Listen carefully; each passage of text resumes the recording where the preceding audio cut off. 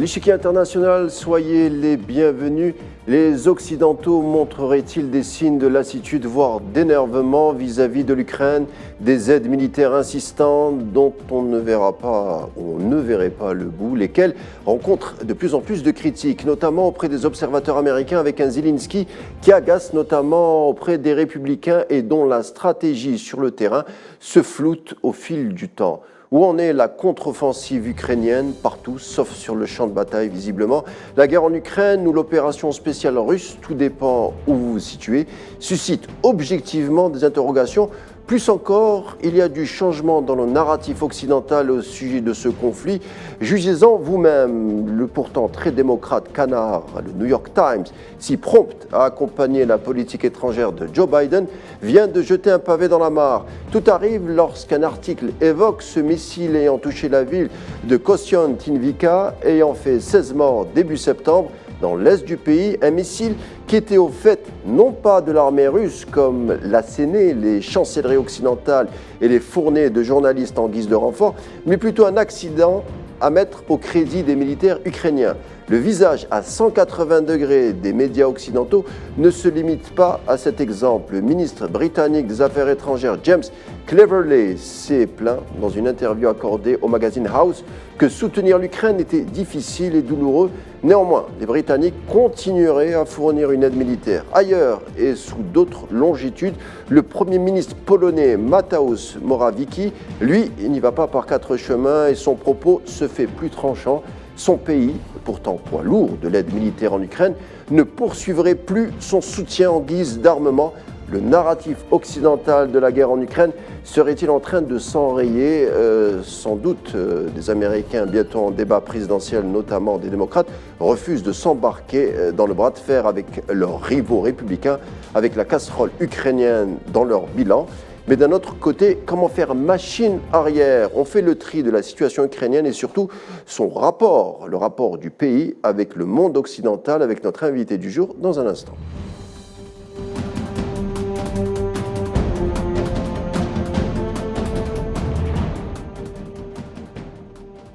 Et oui, le président ukrainien Zelensky dépend du soutien de l'Occident, mais l'Occident serait-il agacé par des demandes incessantes? Et cet agacement se fait de plus en plus jour. On en parle avec notre invité du jour, Romain Bessonnet. Bonsoir. Vous êtes spécialiste du monde russe, traducteur aussi de langue russe. Vous avez beaucoup travaillé sur les discours, notamment de Vladimir Poutine, le tout compilé dans 2 livres. Et vous avez également travaillé sur la relation Russie-Ukraine, une relation, comme on va le voir, loin des caricatures qu'on en fait ici et là. Alors, première question, Romain Bessonnet, et sans embâche, vous qui suivez le conflit en Ukraine au jour le jour, y a-t-il une sorte de lassitude quant à l'aide fournie à l'Ukraine? Alors, il y a une lassitude sur l'aide fournie à l'Ukraine dans les chancelleries occidentales, on le voit de plus en plus. Par exemple, la tournée qui aurait dû être triomphale de M. Zelensky aux États-Unis, au Canada, devient maintenant un fiasco complet, étant donné qu'il n'a pas été reçu au Congrès, comme la dernière fois du côté des États-Unis.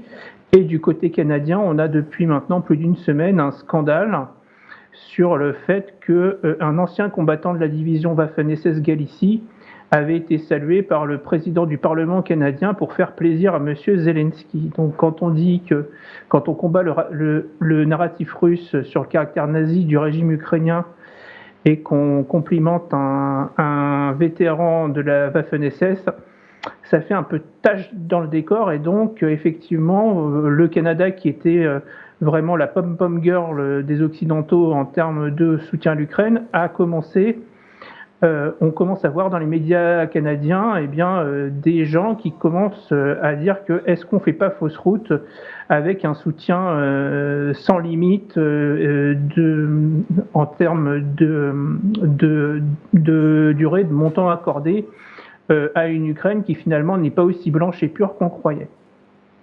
En effet, donc, comme vous le dites bien, Zelensky ne serait peut-être plus en odeur de sainteté, et puis il y a cet apport financier, notamment américain, vis-à-vis de l'Ukraine, qui ne suit plus les mêmes rythmes qu'au début, notamment à cause d'une année électorale américaine. on enverrait, est-ce que les Américains, selon vous, enverraient des signaux à l'Ukraine, et notamment au cercle politique ukrainien, à cause d'une contre-offensive ukrainienne sur le terrain qui n'a pas le succès escompté? Ce que l'on voit en fait dans la presse ukrainienne russophone, mais aussi dans la presse américaine, c'est que actuellement, le Pentagone est furieux vis-à-vis des Ukrainiens parce que les Ukrainiens en fait n'en font qu'à leur tête sur le terrain, étant donné que, par exemple, dans l'offensive russe sur Bakhmout, Artyomovsk chez les Russes, eh bien, les Ukrainiens se sont acharnés sur ce point-là, ont perdu leurs meilleures troupes à cet endroit-là, et alors que les militaires américains leur disaient c'est pas un point stratégique, vous ne devez pas vous épuiser ici, vous avez une contre-offensive à préparer. Et résultat des courses, ils ont perdu Bakhmout et la contre-offensive est un échec. Et donc les stratèges américains aujourd'hui sont bien embêtés parce que là, on se retrouve face à une guerre qui s'enlise, alors qu'on arrive en année électorale et que le contribuable américain pense que ça commence à être assez. Et surtout, en général, les Américains n'aiment pas les losers. Or, là, les Ukrainiens commencent à passer sérieusement pour des losers dans toute une partie de la presse américaine. Et donc, le soutien est clairement en train de s'effriter, surtout que l'offensive ukrainienne là, avait marqué quelques points il y a 10 jours et s'est remise à faire du surplace. C'est-à-dire que les points où on avait commencé à enfoncer les premières lignes, les deuxième et troisième lignes russes tiennent bon et fort. Et les Russes sont en train d'envoyer du renfort apparemment sur la ligne de front. Donc, l'efficacité de l'armée ukrainienne commence à être sérieusement contestée, y compris dans la presse allemande. Par exemple, le Spiegel a fait un long article avant-hier pour critiquer en fait la planification militaire des opérations par les Ukrainiens.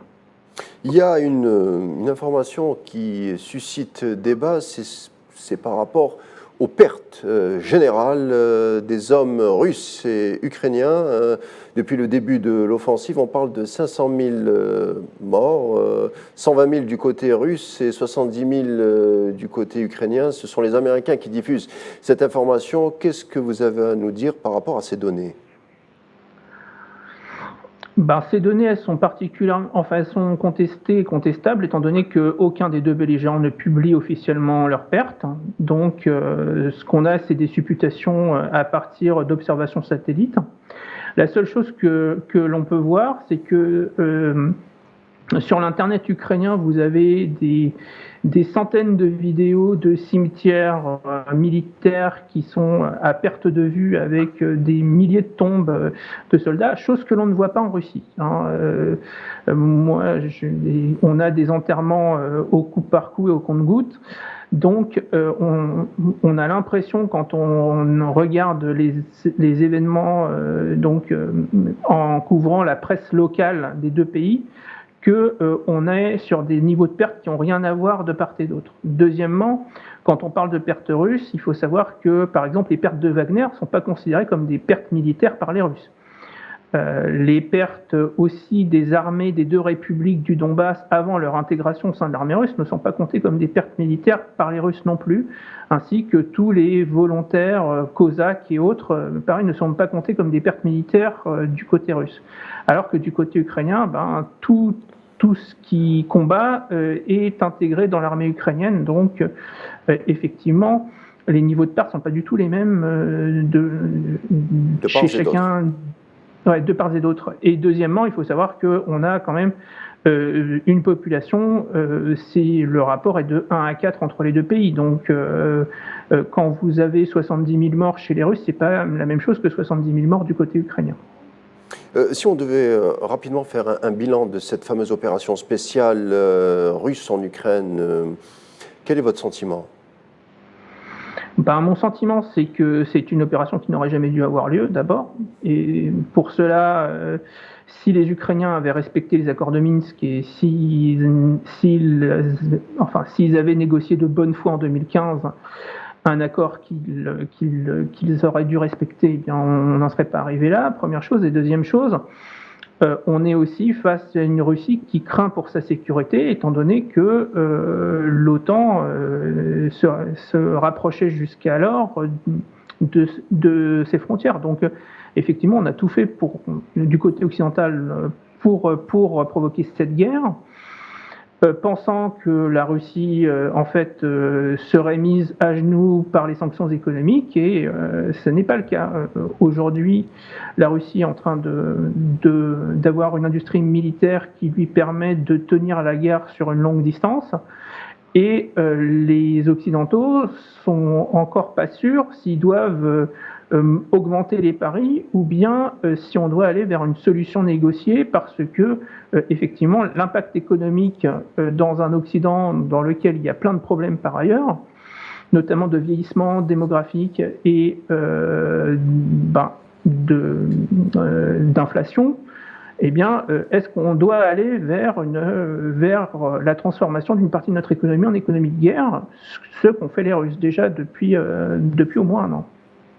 Alors, on a entendu depuis le début de l'opération spéciale russe en Ukraine des critiques concernant entre guillemets, cette opération russe en disant que quand même l'armée russe avait quand même envahi un État souverain qui consiste à être une violation du droit international et surtout une violation de souveraineté. Mais on trouve dans vos écrits quelques nuances. L'Ukraine, pays libre et souverain, dites-vous, c'est méconnaître quand même ce pays qui était déjà, lors de la séquence Maïdan en 2014, déjà en coupe réglée par des Européens, par des Américains et un peu par des Allemands.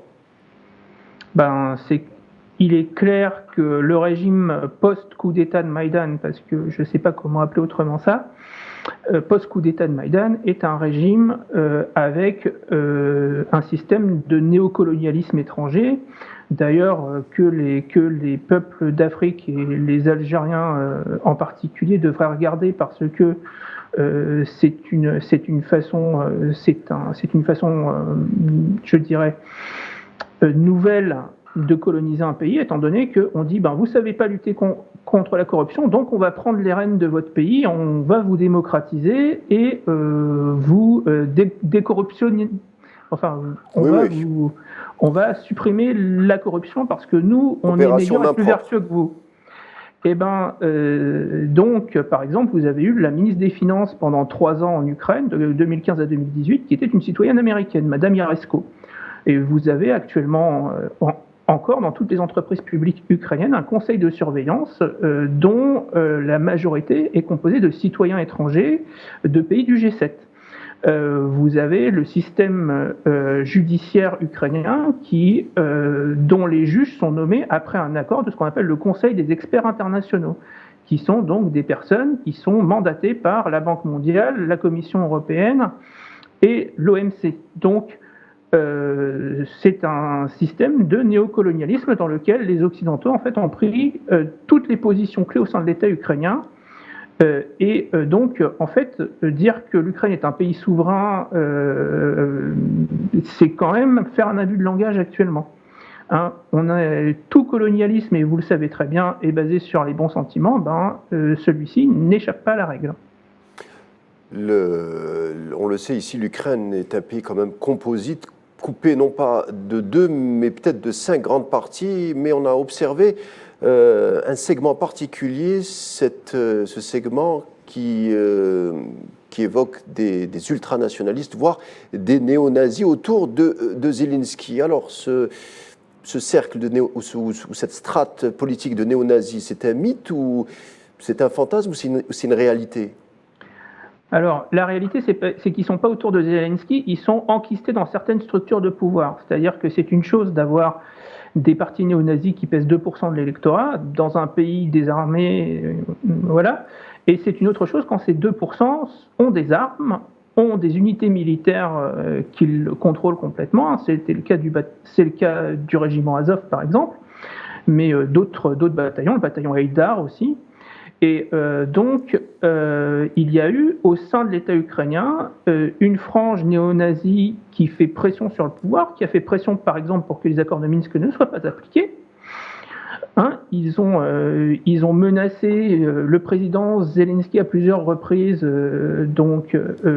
arme à la main, que s'il appliquait les accords de Minsk, eh bien, on viendrait le destituer et sa vie coûterait pas cher. Donc ça, c'est un premier point. Et vous avez aussi, par exemple, l'un des conseillers de monsieur le chef d'état-major des armées Zaloujny n'est autre que Dmytro Yarosh, qui a fondé une organisation qui s'appelle Pravый Sektor, le secteur de droite. Qui est ministre de la Défense. Voilà, monsieur Zaloujny est le chef d'état-major des armées et son conseiller personnel n'est autre que ce Dmytro Yarosh, donc un leader néo-nazi bien connu en Ukraine.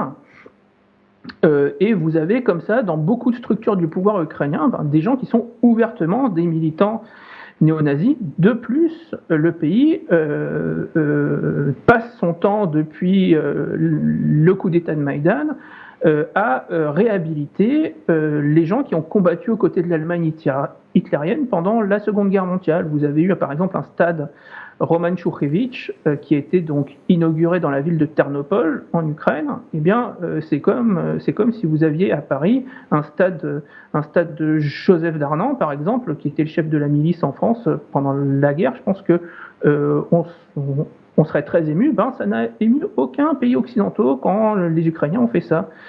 Et je ne vous compte pas les nombreuses avenues et rues qui sont rebaptisées au nom de combattants aux côtés de l'Allemagne hitlérienne pendant la Seconde Guerre mondiale. Ça, c'est un truc qui irrite profondément les Russes et qui font dire qu'effectivement, il y a une sorte de, non pas de nazification de l'Ukraine, mais de glorification du nazisme ukrainien. Mais justement, Dmitri Yarosh, j'aimerais qu'on y revienne, a menacé publiquement Zelensky. Si jamais il ouvrait des canaux de négociation, c'était une idée qui était plausible en mars dernier. Est-ce que Zelensky, je vous pose la question, est-ce que Zelensky ne serait-il pas pris en otage par ce cercle radical de néo-nazis ? Non, il n'est pas pris en otage, simplement, il en a besoin, en fait, parce que le principal ennemi de M. Zelensky, c'était l'opposition pro-russe, l'opposition russophone.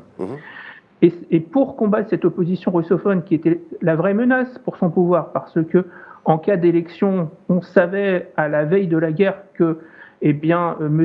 Medvedchuk, le chef de la plateforme d'opposition, qui était le premier parti d'opposition en Ukraine, qui voulait une détente avec la Russie et aussi des droits linguistiques pour la population russophone, ce parti-là, pour qu'il n'arrive pas au pouvoir, on avait besoin d'augmenter en fait la pression nationaliste de l'autre côté pour que M.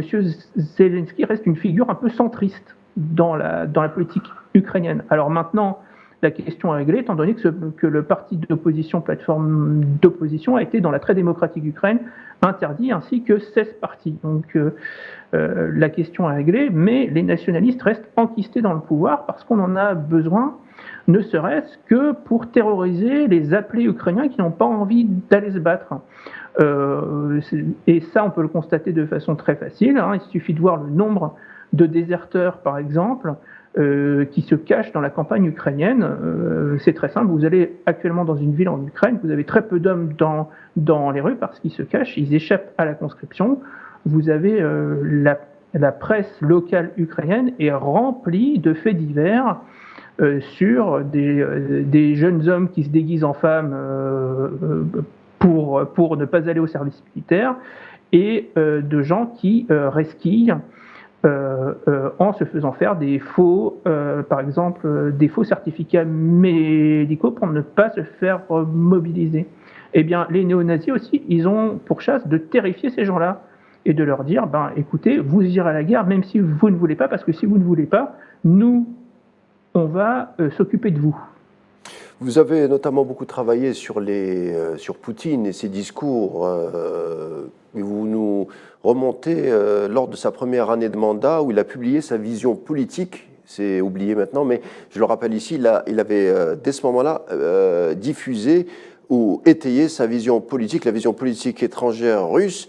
on dit que la politique se fait à partir de la géographie. La Russie, je l'apprends à personne, mais est un pays continent qui se trouve entre l'Europe et l'Asie, à cheval entre l'Europe et l'Asie. À l'époque, Poutine, donc lors de son premier mandat, c'était en 2000-2001, Poutine avait dit qu'il fallait revenir à un monde multipolaire, un monde équilibré,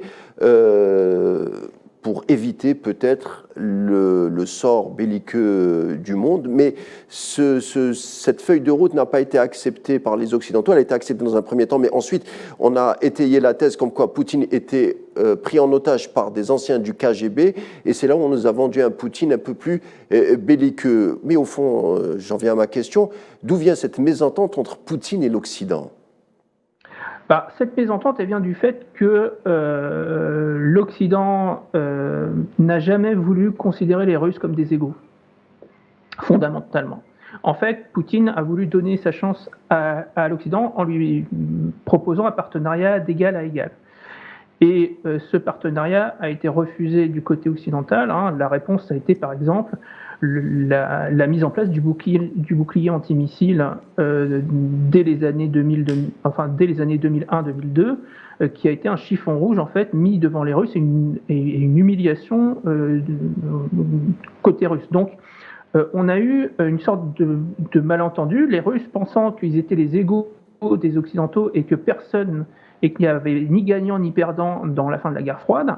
Alors que les Occidentaux américains en tête ont dit non, vous avez mal compris, nous sommes les vainqueurs, vous êtes les perdants, et donc vous devez maintenant être d'accord avec notre directoire du monde, et si vous êtes gentil, eh bien, on vous écoutera à la table, mais on ne vous associera pas aux décisions.